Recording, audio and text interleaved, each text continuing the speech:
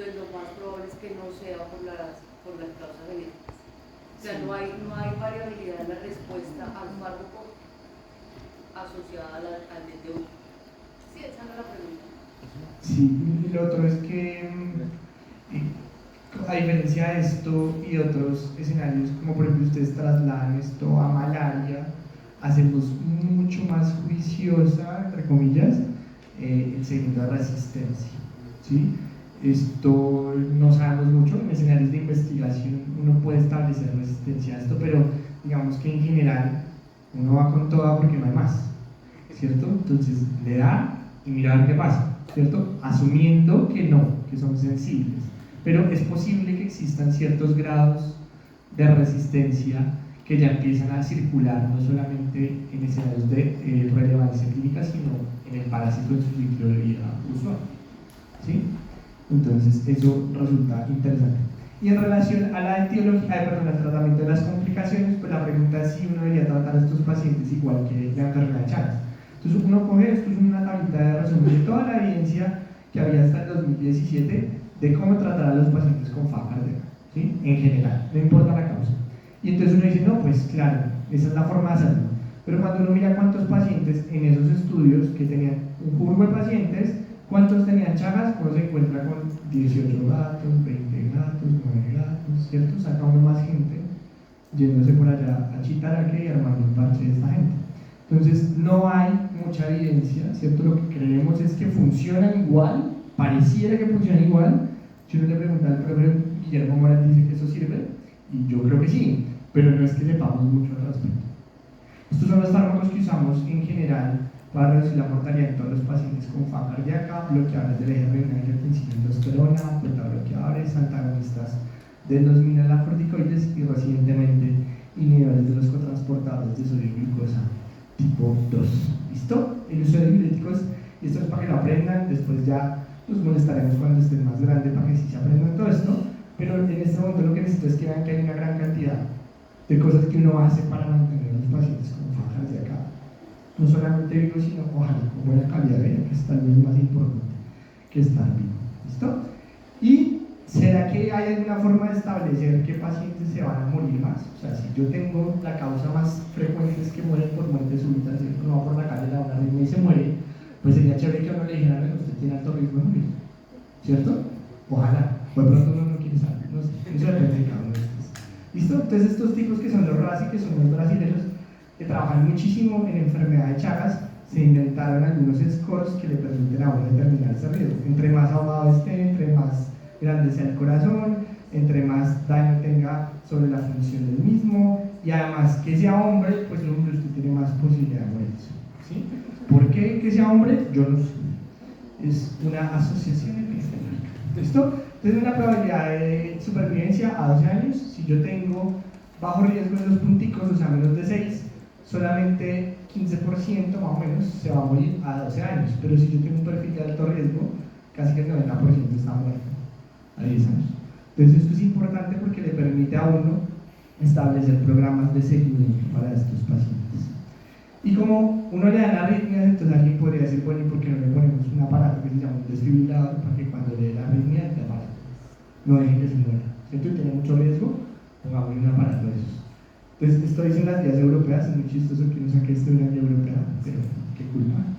¿Listo? Entonces dice, vean, no sabemos si hay recomendaciones para estos pacientes. Lo más parecido es esto, también los brasileños, el estudio Chagas del año pasado.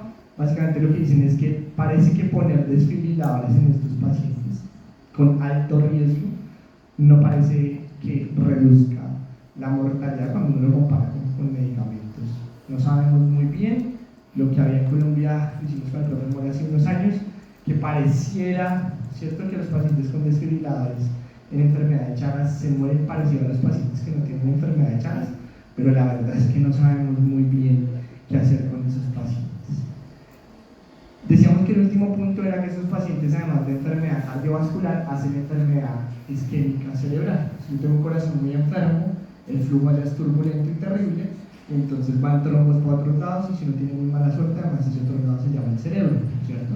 Entonces también han validado algunos scores para determinar qué pacientes tienen riesgos mayores de tener eventos cerebrovasculares y por lo tanto yo los trate de manera profiláctica. Entonces, si yo tengo más enfermedad sistólica, si tengo aneurismas en el ápex cardíaco, alteraciones de la conducción o nuevamente si estoy más viejo, cada uno de esos se asocia a una probabilidad mayor de tener. Miren, por ejemplo, si yo tengo los 5, tengo una incidencia de 4 por cada 100 pacientes año de enfermedad, lo cual es un montón, y de ahí derivan estas propuestas de tratamiento en los cuales pacientes con muy alto riesgo deberían ser tratados con medicamentos que reducen este riesgo, es decir, anticoagulantes o medicamentos como la aspirina, o nada, si el riesgo no es tan alto. ¿Listo? Entonces, esto es como un resumen rápido de lo que tienen que recordar del asunto. Entonces, lo hacemos en 2 minutos. Entonces, en la fase aguda, signos de puerta de entrada, síntomas inespecíficos o eventualmente signos de falla cardíaca aguda o alteración del sistema nervioso central de todo paciente que venga de una área endémica.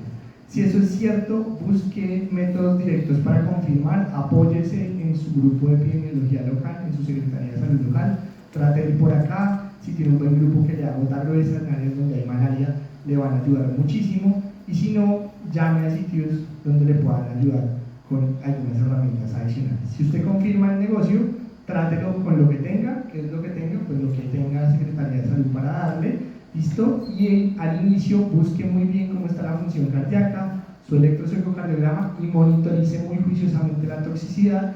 Si hay deterioro o cambios en el electro, rápidamente mande a ese paciente donde alguien más grande que usted, que pueda tener más herramientas de soporte, llámese un internista o actualmente un cardiólogo. Y en la fase crónica lo que vamos a tener es pacientes que tienen alteraciones cardíacas, ¿cierto? Y que ya no tienen fiebre ni ninguno de estos síntomas, sino que ya desarrollaron el problema. Vamos a confirmar con 2 de 3 pruebas positivas y 2 escenarios. El paciente tiene mucha arritmia y la cosa, mucho antiarrítmico, buscar a cuáles van a anticoagular. Definir esto de los desfibriladores es complejo, y en los otros el tratamiento que llamamos de la falla cardíaca, y por supuesto en algunos casos inclusive remitir a esos pacientes a asistencia o a trasplante. Esto es un poquito más de lo mismo, yo les dejo la presentación si quieren, y esto es lo que se tienen que llevar para la casa. ¿Listo? Y es, los pacientes, esto es frecuente, no es raro, sospechen siempre la fase aguda en áreas endémicas y trátenlos, vigilen juiciosamente las complicaciones del tratamiento. Si están en fases indeterminadas, síganlos cada año, y en la fase clínica traten toda la falla cardíaca porque no sabemos muy bien si tratarlos, ya ven ustedes, prevenir la muerte súbita si tengo scores de muy alto riesgo, clasificar muy bien el riesgo embólico y de mortalidad y poner los medicamentos que sean necesarios. Pero todo esto va a resultar corto si no hacemos algo de esto y si no aparecen nuevas terapias para el tratamiento. Entonces esa tarea sí les toca a ustedes. ¿Listo? Bueno, muchas gracias. Tengo otra duda, que es una pregunta un poco rara, pero digamos, todas estas guías de Chagas, ¿por qué se enfocan a lo cardíaco? Porque había visto que, digamos, otros tipos de trypanosoma cruzi generan más complicaciones gastrointestinales, como, no sé, megacolon, megaestómago, megaesófago, megasícula. Entonces, ¿por qué no se incluyen esas complicaciones gastrointestinales? No, sí están incluidas. Lo que pasa es que usted en Colombia es bastante exótico que usted encuentre que esta es una causa de enfermedad gastrointestinal por el tipo de teoría circula. O sea, solo es en Colombia. Sí, porque está aquí. Pero si usted se va a ejercer a Chile, si se va a ejercer a Argentina, va a encontrar mucha enfermedad a este nivel. El tratamiento es casi siempre sintomático de las complicaciones. Algunos tratamientos son quirúrgicos, particularmente en los pacientes con acalasia se puede intervenir. Hay algunas estrategias quirúrgicas que se pueden usar, y también el megacolon. ¿Sí? El tratamiento es sintomático, laxantes, y por encima hay probablemente manejos quirúrgicos. Pero digamos que no tampoco un tratamiento quirúrgico específico. Pero en Colombia, donde usted va a encontrar primariamente esa enfermedad cardíaca, o sea, va a ser bastante inusual que usted encuentre enfermedades gastrointestinales en el país. Una pregunta, ¿y esto de la fase crónica determinada la puede encontrar en pacientes jóvenes, tipo 21 años o esta? Claro.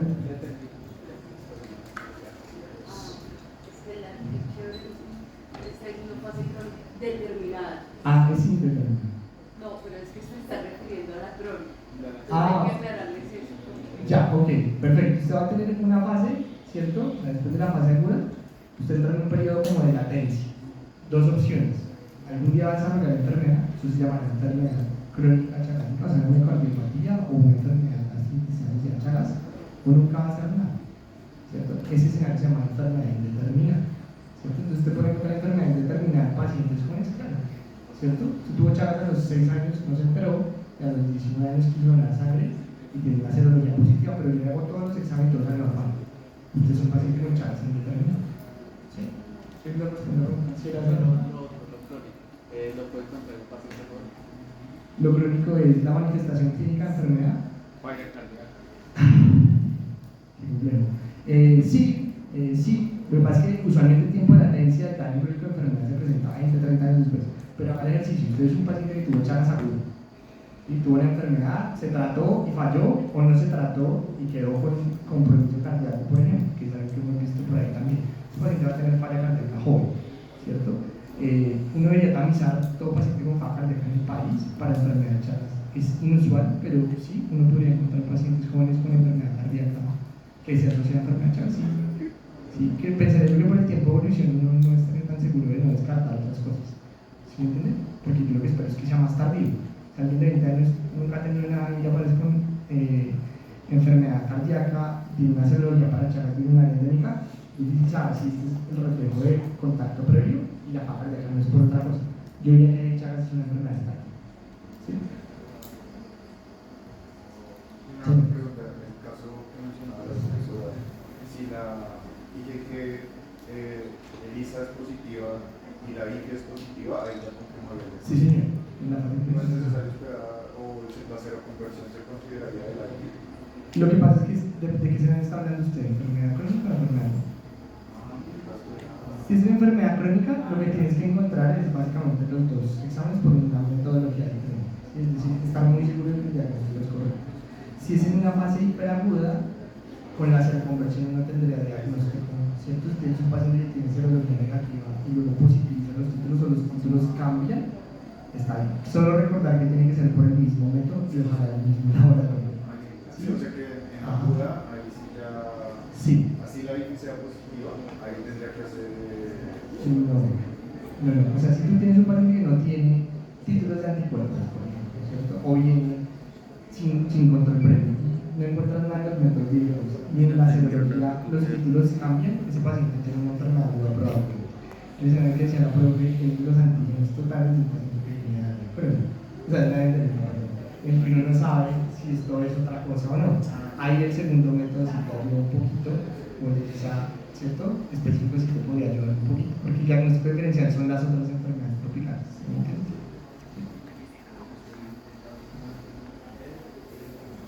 ¿No otra pregunta? Creo que un comentario. No. Muchísimas gracias. Entonces nos vemos en la práctica. El martes que viene, la práctica. Esa práctica vale 20 puntos. Estos dos temas no los voy a incluir en el siguiente parcial porque no combinan. Son muy elegantes nuestros temas para que entren con parasitismo intestinal. Entonces los vamos a dejar, este bloque de información lo vamos a dejar para el examen final. O sea, el examen final, además de todo, les va a salir muy fuerte de Chagas y Leishmania y en la práctica integrativa también. Muchas gracias. Gracias.